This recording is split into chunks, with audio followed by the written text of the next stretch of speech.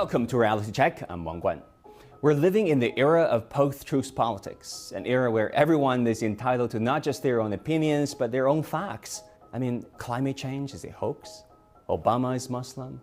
Mask wearing violates your constitutional right. Iraq had weapons of mass destruction. And of course, China tariffs are great for America. And that's pathetic. Just take a look at some of the most recent headline stories on China from America's most watched cable news network. The Biden administration is considering lifting some tariffs against China. This as several GOP lawmakers criticize the administration for sending some U.S. oil reserves to China. The oil that is coming out of the emergency reserves in this country is going where? Not into the gas tanks of the American people. It's going to China. It's outrageous. The average American consumer who's struggling right now to pay for gas at the pump, what are they to think when they see President Biden releasing this, to Carly's point, to our enemy, to China? In fact, Sinopec bought less than 1 million out of America's 30 million barrel release. The rest went to Europe and elsewhere. But in the age of alternative facts, truth doesn't matter. It's about who tells a better story. On China tariffs too, if Joe Biden lifts them all at once, the narratives would be, as it is already now, that Biden is soft on China. I mean, his approval ratings is already at a miserable 33%, a dangerously low number for a sitting president with midterm elections around the corner. But 4 years on, to what extent have China tariffs actually helped America? Biden's predecessor, Donald Trump, said it would reduce America's trade deficit with China. And that is a lie. Guys, that is a lie. Since the trade conflict, America's trade deficit with China did not shrink, and instead it hit record highs in 2018. In fact, economists would tell you it doesn't even make sense to look at trade this way. Not anymore.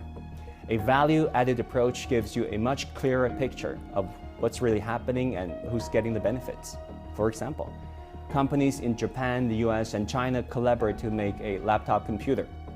Japan exports $350 worth of computer components to China, while the US exports a $100 a monitor to China.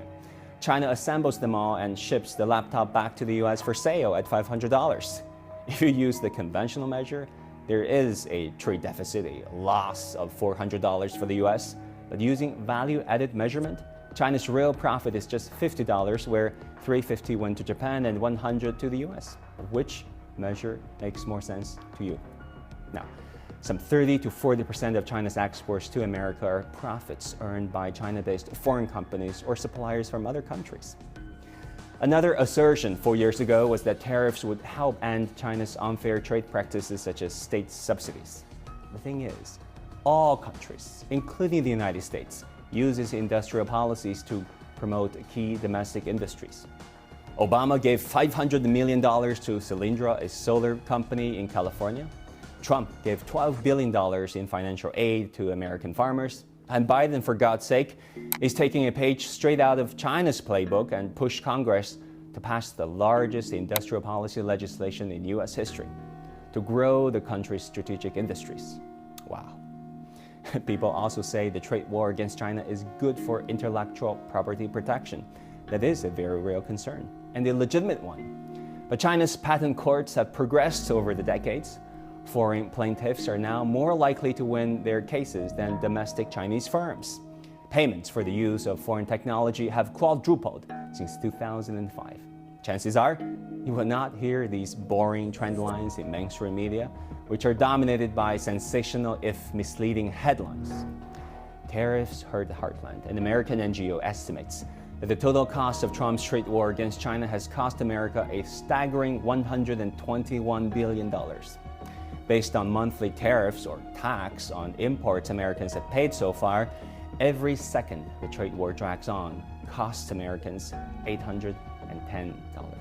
But again, in the era of post-truth politics, where how to spin a story is more important than what's actually in a story, it is hard enough to reach consensus from across the political aisle within the United States. Think about Roe v. Wade or gun control, let alone considering alternative views from China.